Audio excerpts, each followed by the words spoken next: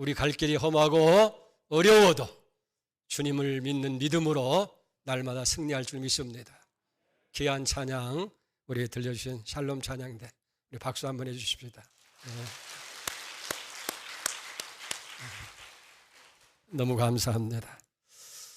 오늘 사무엘하 22장의 말씀은 다윗 왕의 생애의 마지막 노래입니다. 특별히 이 노래는 신앙의 고백이 될 수 있고 유언이 될 수도 있고 그 생애의 황혼의 노래라 그렇게 이야기할 수 있어요. 나이가 다윗이 70이 넘어서도 고백하고 또 쓴 이 찬양입니다마는 언제나 영적인 생동감이 젊은이 못지않게 넘치는 모습을 우리가 발견하게 됩니다. 또 신약 성경에서 우리는 사도 바울의 황혼의 노래를 들을 수가 있지요. 디모데후서 4장 7절 8절에 보면 내가 선한 싸움을 싸우고 달려갈 길을 마치고 믿음을 지켰으니 이제후로는 나를 위하여 의의 면류관이 예비되었으므로 주 곧 의로우신 재판관이 그날에 내게 주실 것이요 내게만 아니라 그 주의 나타나심을 사모하는 모든 자에게도다라고 말씀하고 있습니다. 내가 선한 싸움을 싸우고 달려갈 길을 마치고 믿음을 지켰다. 그리고 이제 의로운 재판관이 면류관을 내게 주실 것이다. 정말 영적인 생동감이 넘치는 그런 고백인 줄 믿습니다. 우리 성도들은 언제나 우리가 나이가 많고 적고가 문제가 아니라 언제나 믿음으로 다윗처럼 그리고 사도 바울처럼 이렇게 영적 생동감이 넘치는 신앙의 고백, 신앙의 노래가 있어야 되어질 줄 믿습니다. 특별히 사무엘하 22장 이 말씀이 그대로 몽땅 시편 18편에 기록이 되어 있어요. 아주 놀라운 일입니다. 그리고 오늘 이 시간 우리가 생각하려고 하는 것은 이 22장의 말씀을 통해서 다윗이 어떻게 그렇게 생기 있고 능력 있는 삶을 살았는지, 그리고 다윗이 삶 전체를 통해서 고백하고자 하는 그런 고백이 무엇인지를 우리가 함께 살피면서 은혜를 나누려고 합니다. 먼저 생각하려고 하는 것은 다윗의 삶의 원동력이 무엇이냐는 거예요.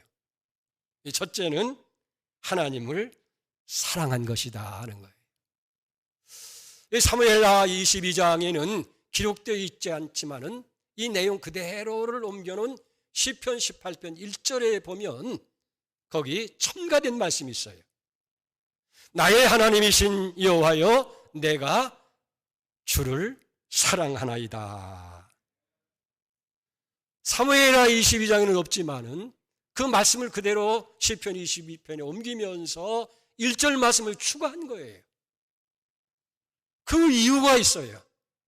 다윗이 이렇게 생동감 있고 또 하나님 앞에서 능력 있는 삶을 산 그 원동력은 바로 하나님을 사랑한 것이다. 나의 힘이 되신 여호와여 내가 주를 사랑하나이다.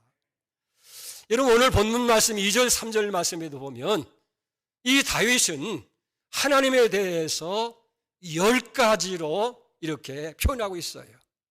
2절을 봅니다. 이르되 여호와는 나의 반석이시요 나의 요새시요 나를 위하여 나를 건지시는 자요. 또 3절에 보면 내가 피할 나의 반석의 하나님이시요 나의 방패시요 나의 구원의 뿌리시요 나의 높은 망태시요 그에게 피할 나의 피난처시요 나의 구원자시라. 나를 폭력에서 구원하셨도다. 여기 하나님에 대해서 반석이요 요새요 구원의 뿌리시요 또 폭력에서 구원하는 분이라고 고백하면서 그 앞에 전제한 것이 있어요. 그 하나님이 나의 하나님이시다.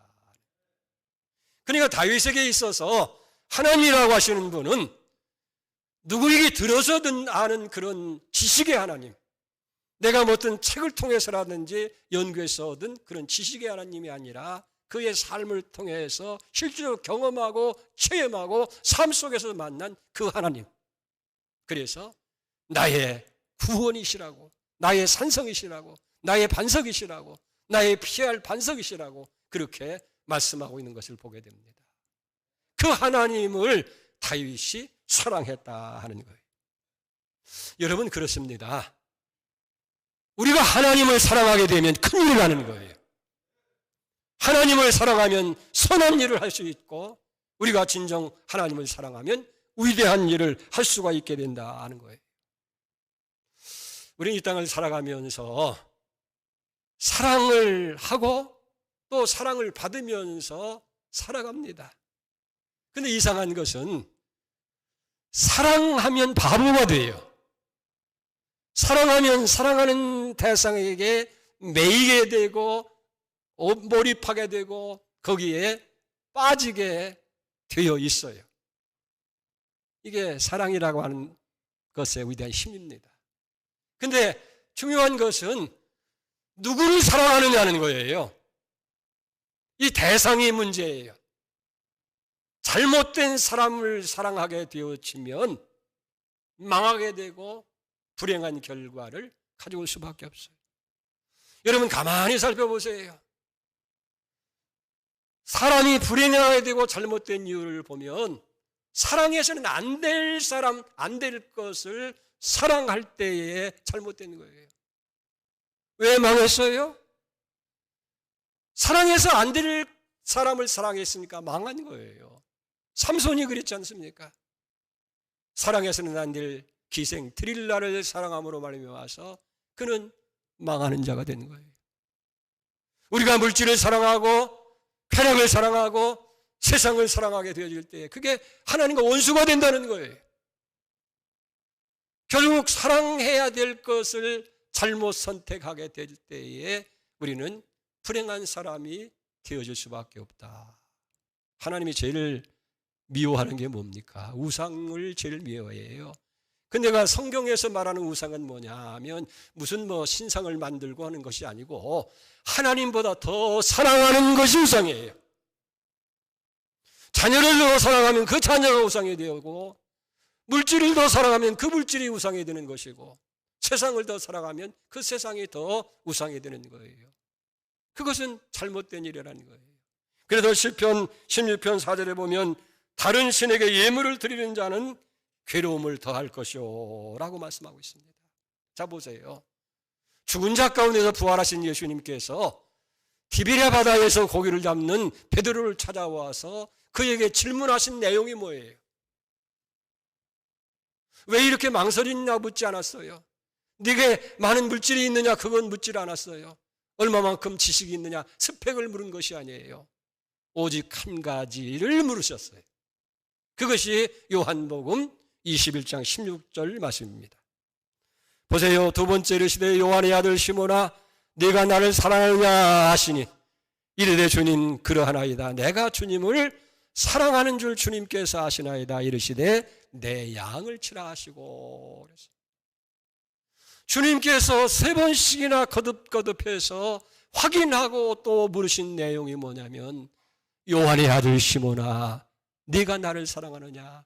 요한의 아들 시몬아 네가 이 사람들보다 나를 더 사랑하느냐? 요한의 아들 시몬아 네가 이 모든 것들보다도 나를 더 사랑하느냐라고 물으시고 그 사랑을 확인하신 다음에 내가 주님을 사랑한다는 고백을 듣고 양을 치라고 했고 베드로에게 모든 것을 맡기시는 것을 보게 되어집니다. 지금도 마찬가지예요. 하나님께서 이 시간 우리에게 오셔서 요구하시는 것은 오직 한 가지. 얼마나 내가 많은 헌금을 가지고 나왔느냐, 얼마나 아름답게 꾸미고 나왔느냐 그건 물으시는 것이 아니라 내가 진정으로 나를 사랑하느냐 그걸 물으시는 줄로 믿습니다. 보십시오. 구약성경 창세기 22장에도 하나님께서 아브라함을 찾아오셔서 시험하십니다. 물으십니다. 그 묻는 내용이 뭐예요? 아브라함아 내가 내 백세 얻은 독자 이삭보다도 나를 더 사랑하느냐는 그걸 물으신 거예요.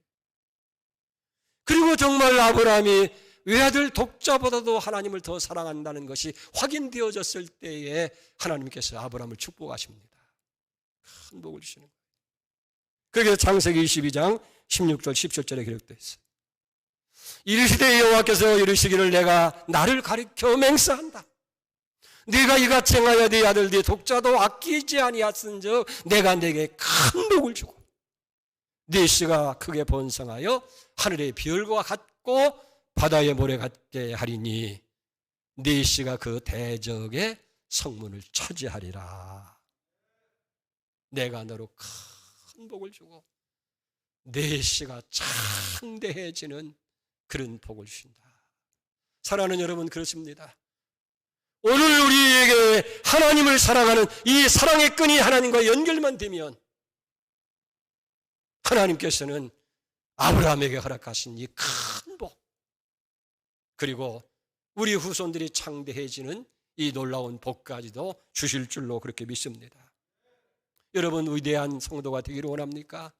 정말로 하나님께 복받고 하나님 앞에 귀하게 쓰임받기를 원합니까? 하나님을 사랑하는 것인 줄 믿습니다.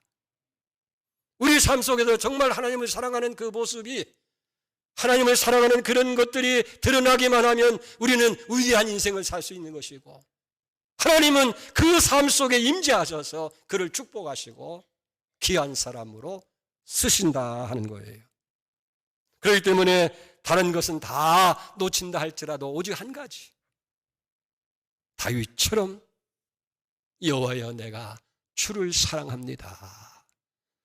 이 사랑이 있어야 될 줄 믿습니다. 다윗이 어떻게 그렇게 위대한 사람이 됐어요? 오직 하나님을 사랑하는 거예요. 여러분, 마태복음에도 그렇잖아요. 6장 31절에 보면 먼저 그 나라와 그 일을 구하라. 그리하면 이 모든 걸 너에게 다 더해 주신다라고 말씀하고 있어요. 제자들이 예수님께 묻습니다. 어느 계명이 가장 큰 계명입니까? 라고 물을 때 제자들의 답변은 뭐예요? 마음을 다하고 뜻을 다하고 힘을 다해서 너희 하나님을 사랑하라. 이것이 크고 첫째 되는 계명이다 라고 말씀합니다. 하나님을 사랑하는 것. 그런데 하나님을 사랑하는 자에게 하나님은 축복을 약속하잖아요. 우리가 잠언 8장 17절에 보면 나를 사랑하는 자가 나의 사랑을 입으며 나를 간절히 찾는 자가 나를 만날 것이니라. 부귀가 내게 있고 장구한 재물과 공의도 그러하니라. 누가 하나님의 사랑을 입어요? 나, 하나님을 사랑하는 자가 하나님의 사랑을 입고 그 사랑하는 마음으로 하나님을 찾으면 하나님이 만나주신다고 말이에요. 그러면서 하나님이 얘기하는 거예요. 부귀도 내게 있고 장구한 재물도 내게 있고 모든 축복과 능력이 다 내게 있다. 할렐루야. 이 중요한 게 하나 있어요. 어떻게 하나님을 사랑할 수 있느냐는 거예요. 보이지 아니하시는 하나님인데 하나님이라도 나타나면 그저 좋은 음식 대접할 수도 있고 좋은 옷도 해드릴 수 있고 다 할 수 있는데 도무지 하나님이 안 보이시는 하나님을 어떻게 하나님을 사랑할 수 있느냐. 성경은 말씀합니다. 하나님이 귀히 여기는 것, 하나님이 사랑하는 것을 사랑하면 그것이 하나님 사랑이라고 말이에요. 구체적으로 말씀드린다고 한다면 하나님의 몸이 되는, 주님의 몸이 되는 교회를 사랑하는 것, 하나님 사랑하는 거예요. 아멘입니까? 이게 보이지 않는 하나님을, 여러분이 정말 하나님의 몸인 이 양문교회를 뜨겁게 사랑하고 양문교회를 위해서 소중히 여기고 이 교회를 위해서 최선을 다하는 것, 그것이 하나님 사랑하는 거예요. 아멘입니까? 그리고 하나님의 자녀인 성도를 사랑하는 것, 그것이 하나님을 사랑하는 것이라는 거예요. 여러분, 그래서 성경 요한일서 4장 20절에 보면 누구든지 하나님을 사랑하노라 하고 그 형제를 미워하면 이는 거짓말하는 자다. 보이는 바 형제를 사랑하지 아니하고 보지 못하는 하나님을 사랑한다고 하는 것은 거짓일 수밖에 없다는 거예요. 그렇기 때문에 성도 한 사람 한 사람에 대해서 관심을 갖고 우리가 그를 귀히 여기고 그를 사랑하게 될 때에 하나님을 사랑하는 거예요. 그러니까 여러분 아까도 말씀드렸지만 사랑하면 바보가 되고 사랑하면 매이게 되고 사랑하면 그에게 모든 걸 다 주어도 아깝지 않은 거예요. 이 다윗이 어떻게 이렇게 위대한 삶을 살 수 있었냐 하면 다른 게 아니에요. 정말 하나님을 사랑한 거예요. 그래서 시편 기자는 이걸 쓰면서 이 말씀 속에 나의 힘이신 여호와여 내가 주를 사랑합니다. 오늘 하나님을 사랑하는 그 사랑이 회복되는 역사가 있기를 주의 이름으로 축복합니다. 그 다음에 다윗의 삶에 또 중요한 것 하나는 모든 것을 기도로 삼았다 하는 거예요. 자, 7절 말씀을 봅니다. 내가 환난 중에서 여호와께 하려며 나의 하나님께 하려었더니 그가 그 성전에서 내 소리를 들으시며 나의 부르짖음이 그 귀에 들렸도다. 여러분 이걸 아셔야 돼요. 기도로 삼지 않는 것은 다 썩어지고 무용되어 지물이 될 수밖에 없다는 거예요. 다윗이 그 삶 속에서 생애 속에서 썩어지지 아니한 것은 모든 걸 다 기도로 하나님과 연결시켰기 때문인 거예요. 그러니까 다윗의 생애를 한마디로 특징을 내간다고 한다면 모든 걸 전부 다 기도로 하나님과 연결시켰어요. 하나님을 믿었고 하나님을 생각하고 하나님을 상상했고 하나님의 이름을 불렀고 그리고 그 모든 것들을 전부 다 하나님과 연관시켜서 말씀하는 거예요. 그러니까 철저하게 다윗의 삶은 하나님께 젖어 사는 그의 삶의 내용이 전부 다 하나님이에요. 오늘 여기도 그렇잖아요. 하나님을 나의 견고한 성이고 안전한 피난처가 되고 나의 방패가 된다. 그러니까 그 생각 속에서 이 다윗의 생애는 보면 평생을 전쟁터에 살았어요. 그러니까 이 전쟁터에서 살면서 하나님을 어떻게 생각을 하냐면 적군이 막 몰려올 때 하나님은 나의 견고한 성이 된다. 원수가 달려올 때 하나님은 나의 방패가 되어주신다. 그리고 하나님은 나의 안전하게 피할 처소가 된다. 사울이 추적할 때마다 하나님은 나의 안전한 피소가 된다. 그러니까 자기가 눈으로 보이는 현상, 보이는 현실, 만나는 일들, 경험하는 것들을 전부 다 보이지 않는 하나님과 연관시켜서 얘기하는 거예요. 하나님이 나의 반석이고 나의 산성이고 나의 방패시고 나의 구원의 뿌리시고 나의 안전한 피난처시고 나를 폭력에서 구원하시는 자시다. 사랑하는 성도 여러분, 다윗이 자기 생애 전체를 하나님과 연관시키고 하나님을 연상하고 생각한 것처럼 우리가 그런 삶을 살아야 된다는 거예요. 자, 예수님께서도요 교훈의 말씀을 주시고 축복의 말씀을 주실 때에 그냥 얘기한 게 아니에요. 마태복음 6장 26절에 보면 공중에 나는 새를 보라. 심지도 않고 거두지도 않고 창고에 모아두지도 아니하되 너희 하늘 아버지께서 기르시나니 너희는 이것들보다 귀하지 아니하냐. 공중의 새를 보면서 저거 심지도 않고 거두지도 않는지 하나님 다 먹이시는 거야. 또 들에 피는 백합화를 보면서 28절에 보니까 너희가 어찌해서 의복을 위해서 염려하느냐. 들의 백합화가 어떻게 자라는가 보라. 수고도 아니하고 길쌈도 하지 아니하느니 그러나 내가 너에게 말하노니 솔로몬의 모든 영광으로도 입은 것이 이 꽃 하나만 갖지 못하였느니라. 오늘 있다가 내일 내공에 던지는 들풀도 하나님께서 다 입혀주시는데 하물며 너희일까 보냐. 너희는 공중의 새보다도 들에 있는 백합화보다 더 귀하지 않느냐. 하나님이 다 먹이시고 하나님이 다 입히시고 하나님이 다 하신다. 새를 보면서 들에 핀 분을 보면서 하나님을 연상하는 거예요. 하나님이 저렇게 입히시는구나. 할렐루야. 그렇기 때문에 이 세상 모든 것을 보면서 하나님을 느껴보라는 거예요.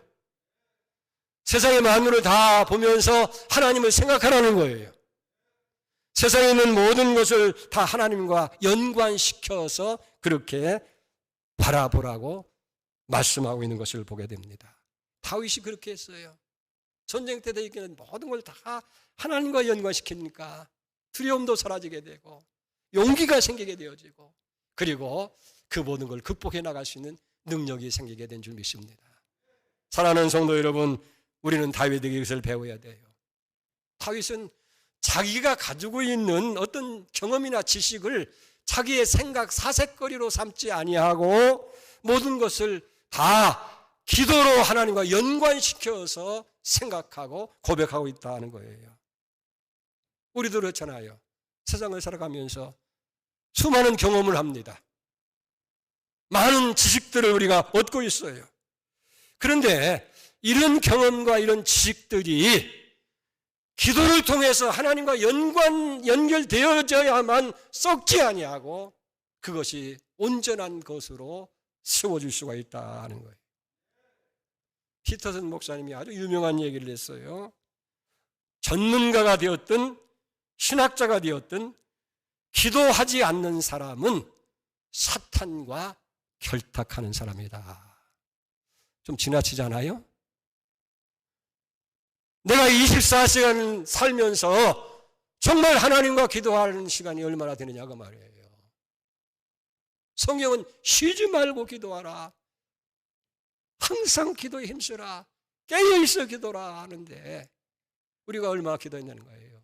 오늘 피터슨 목사님은 내가 신학자가 되든 내가 전문가가 되어지든 기도하지 아니하면 마귀와 결탁에 사는 사람이라는 거예요. 그렇기 때문에 우리는 기도해야 돼요. 할렐루야. 오늘날 성경을 많이 공부하고 연구하는 사람들이 잘못되는 경우가 얼마나 많이 있어요. 심지어는 성경에 오류가 있다는 거예요. 고인들한테 좀 죄송한 표현이지만은 문의석 박사라는 분이 있어요. 우리 구약학을 가르쳤는데 뭐라고 하냐면 성경의 원어에 보면 홍해를 육지같이 갖는 게 아니라 갈대밭을 지났다. 그래서 갈대가 원어에 홍해로 표현된다. 그게 뭐 난리가 났죠. 신학교에서 난리가 났어. 아무리 전문적인 지식을 가지고 있고 또 그걸 배웠다 할지라도 기도로 하나님과 연결시키지 아니하니까 결국은 영적인 오류를 일으켜서 하나님을 대적하고 교회를 공격하게 되고 성도의 믿음을 파괴하고 타락하게 만드는 결과를 가져오고 말았다는 거예요. 다윗의 생애에서 위대한 승리의 비결이 어디 있습니까? 다윗은 하나님을 기도로 모든 것을 기도로 연결했고 그의 경험을 기도로 연결했고 하나님께 주신 모든 것을 다 기도로 하나님과 연결시킨 거예요. 오늘 이런 삶이 여러분이 있기를 축복합니다. 하나님이 우리에게 주신 건 많이 있잖아요. 가정을 주시고 직장을 주시고 자녀를 주시고 우리의 삶에 필요한 것들 다 주셨는데 이 모든 것들이 다 기도로 하나님과 연결되어질 때에 그것이 능력이 되어지고 그것이 우리의 삶의 축복이 되어지고 그것을 통해서 하나님의 놀라운 역사를 이루어갈 수가 있다는 거예요. 여기서 우리가 하나 착각한 게 있어요. 다윗이 그렇게 위대한 삶을 산 것은 하나님께서 다윗에게 많은 것을 주셨기 때문에 그렇지 않느냐. 근데 우리가 성경을 자세히 보면 하나님께 많은 것을 받는 것으로 얘기하면 다윗보다는 삼손이라는 사람이 훨씬 더 많은 것을 받았어요. 근데 성경을 보면 삼손에는 기도가 없어. 하나님께서 주신 그것들이 결국은 썩어진 것이 되고 하나님을 위해서 이루는 것이 없다고 말이에요. 결과는 망하는 존재가 되고 말았잖아요. 하나님 주신 그 능력도 힘도 하나님이 주시는 특별한 이 나시린의 특권도 그리고 한 나라를 통치하는 사사라고 하는 지위도 무용지물로 썩어지는 것이 되고 말았다는 거예요. 그렇기 때문에 여러분 삶이 썩지 않기 위해서는 여러분이 받은 것들이 다 무용지물이 되지 않기 위해서는 그것들을 위해서 기도로 하나님과 연관을 지어야 된다는 거예요. 지금이라도 가만히 살펴서 내게 주신 것이 너무나 많은데 나는 왜 이것을 다 무용지물로 만들고 있느냐. 그걸 썩지 않기 위해서 기도로 다시 살려내는 그런 역사가 있기를 축복합니다. 오늘 7절을 다시 한번 보십시다. 내가 환난 중에 여호와께 하려며 나의 하나님께 하려었더니 저가 그 성전에서 내 소리를 들으시며 나의 부르짖음이 그의 귀에 들렸도다. 다윗은요, 기도를 통해서 하나님께서 주신 경험을 썩지 않게 만들었고, 그의 지식을 썩지 않게 만들었고, 그의 능력도 썩지 않게 만들었고, 그의 지위도 그의 은사도 다 썩지 아니하는 것으로 만든 것을 보게 됩니다. 여러분, 왕이 되면 얼마나 교만하고 얼마나 타락하기 쉬운 거예요. 왕은 자기 말이 법이 되고 자기가 모든 권세를 마음대로 다 할 수 있는 것이 왕이에요. 그러니까 타락되기 쉽고 잘못되기가 쉬운데 다윗 왕은 썩지 않았어요. 왜 그렇습니까? 다윗은 모든 걸 기도로 하나님과 연결시켰어요. 다윗은 기도하는 왕이었고, 다윗은 하나님께 무릎 꿇고 기도했고, 자기의 모든 것을 다 기도로 하나님과 연결하니까 하나님께서 주신 그 선물들이, 그 은혜들이 더 큰 축복으로 그 생애를 빛나게 만드는 줄로 그렇게 믿습니다. 피터슨 목사님이 말씀한 것처럼 기도하지 않는 사람은 사탄과 결탁한다고 하는 이 말을 우리는 귀담아 들어야 돼요.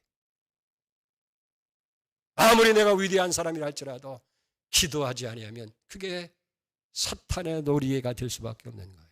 그래서 예수님은 너희가 지금까지는 구하지 않았지만 구하라 그러면 받으리니 너희의 기쁨이 충만하리라고 말씀하셨고, 제자들의 앞에서 귀신 들린 아이를 고쳐줬을 때에 왜 우리는 못했습니까? 주님 귀한 말씀합니다. 마가복음 9장 29절에 기도 외에는, 기도 없이는 이런 기적을 만들어낼 수가 없다. 기도하지 않기 까닭이라 하는 거예요. 여러분, 우리 민족은 기도로 살린 민족이에요. 6.25 전쟁으로 완전히 공산화될 수밖에 없는 그 환경에서 한국교회는 기도한 거예요.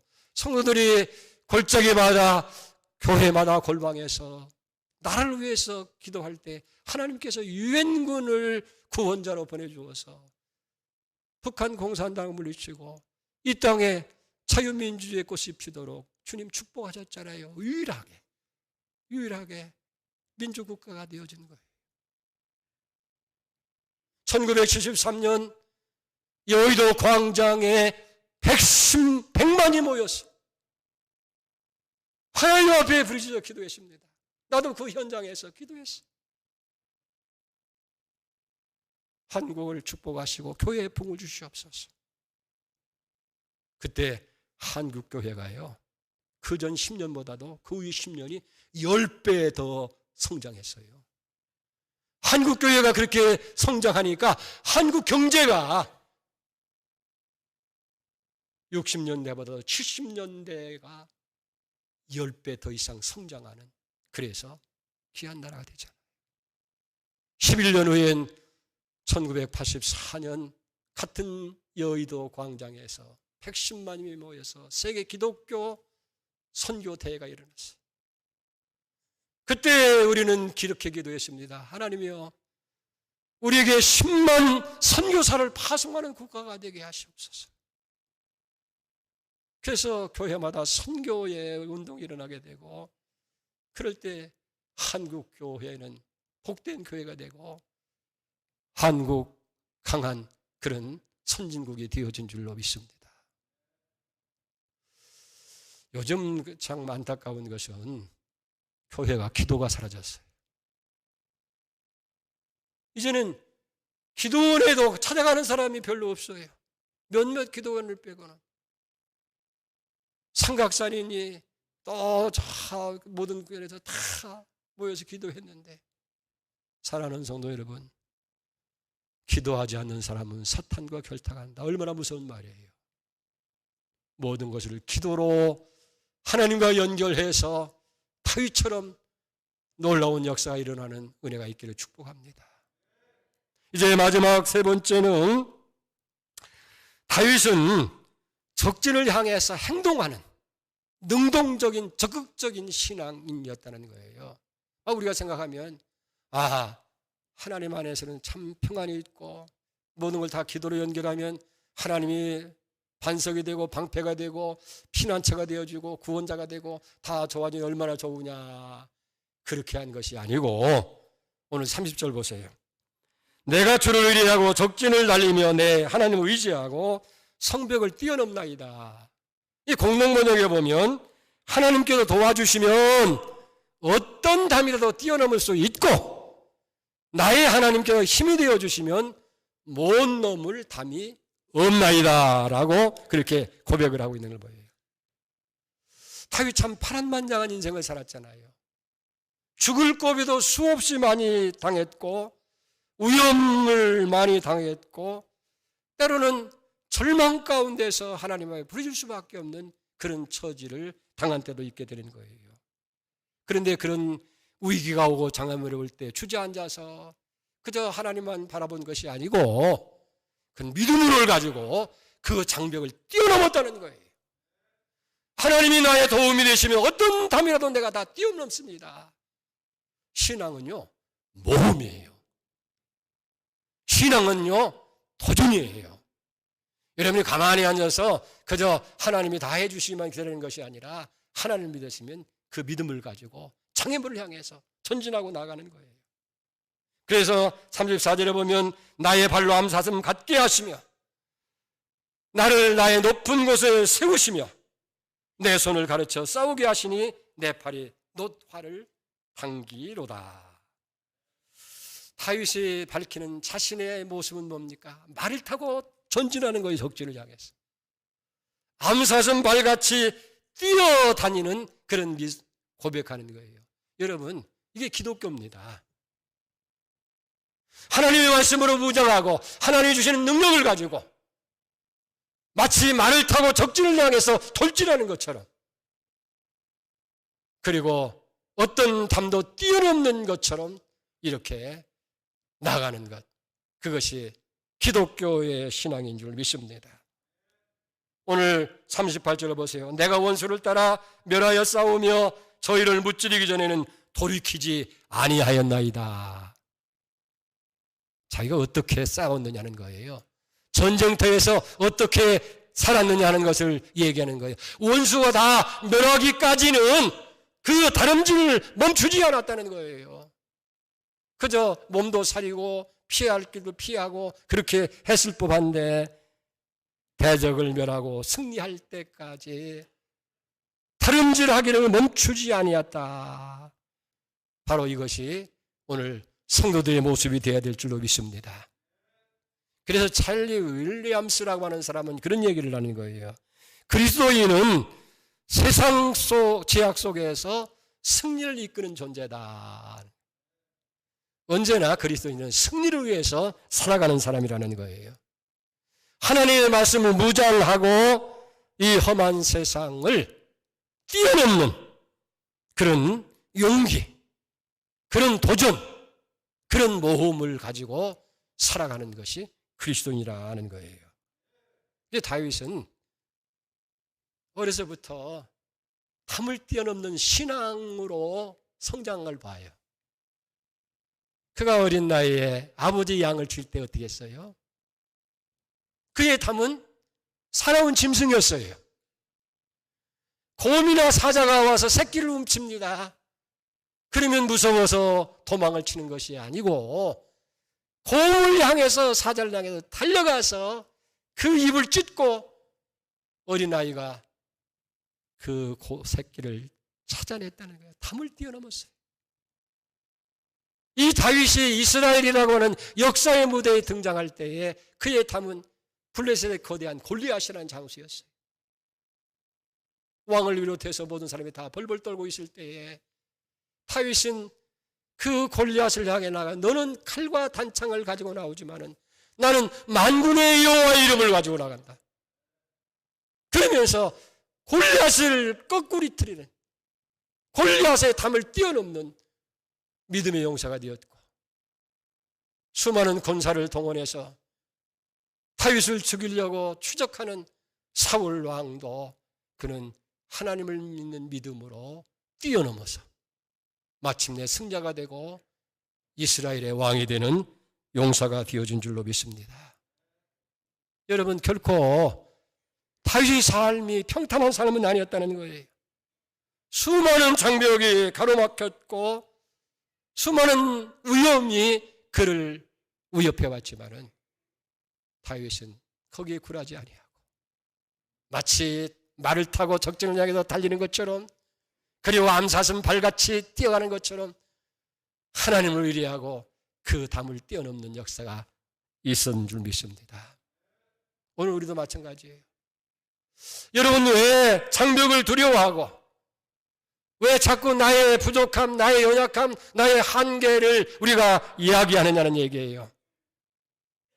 오늘 다윗처럼 하나님을 의뢰하고, 멋지잖아요.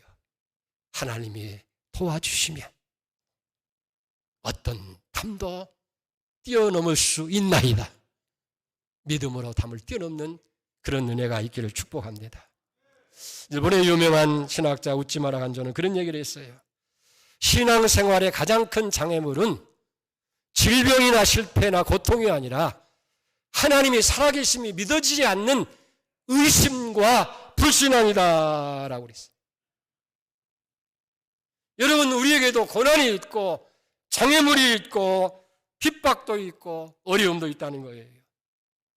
그럴 때 어떻게 해요? 아이고, 이거 큰일 났구나.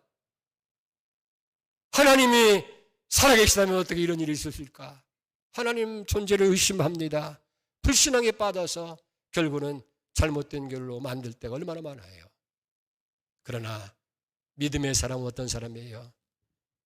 참새 한 마리가 땅에 떨어지는 것도 하나님의 허락 없이는 되지 않는데, 내가 사랑하는 하나님, 내가 의지하는 하나님을 믿는 나에게 이런 고난이 오고 이런 장애가 온다고 하는 것은 거기에 고난의 의미가 있고 그걸 통해서 원하시는 하나님의 뜻이 있지 않겠느냐.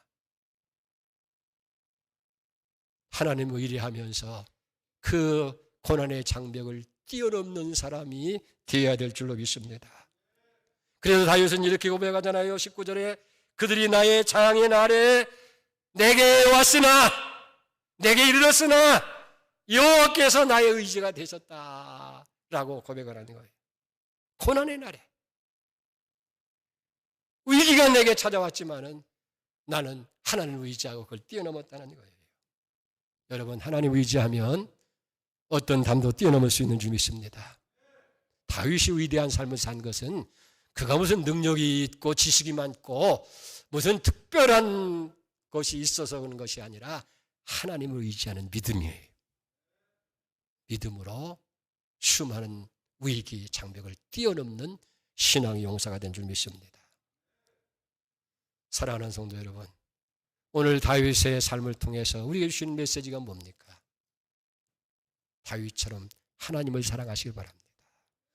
하나님이 원하는 것은 우리가 정말 어느 어디도 하나님 더 사랑하기를 원하는 거예요. 그럴 때 하나님의 사랑을 입고 하나님 만나주시고 하나님 보신다는 거예요. 그리고 우리의 모든 삶을 전부 다 기도로 하나님께 연결했어요. 그게 쉬지 않는 기도예요. 어디에 모여서 꼭 기도하는 것이 아니라 다윗처럼 모든 걸 다 경험도 지식도 우리의 삶도 하나님과 연관시키고, 그리고 어떤 장애가 올지라도 믿음을 가지고 그 장애를 뛰어넘는. 여러분, 하나님은 옛날에만 역사하시는 분이 아니라 지금도 살아계시고 지금도 동일하게 역사하시는 거예요. 사도들의 시대 속에는 어떻게 했어요?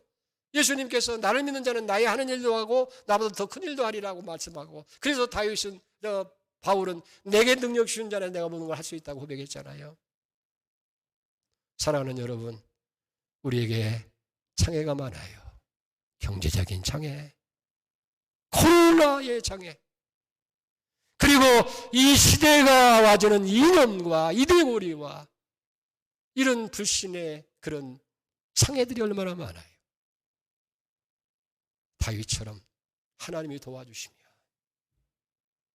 하나님을 의지하고 뛰어넘는 위대한 신앙의 용사가 되기를 주의 이름으로 축복합니다.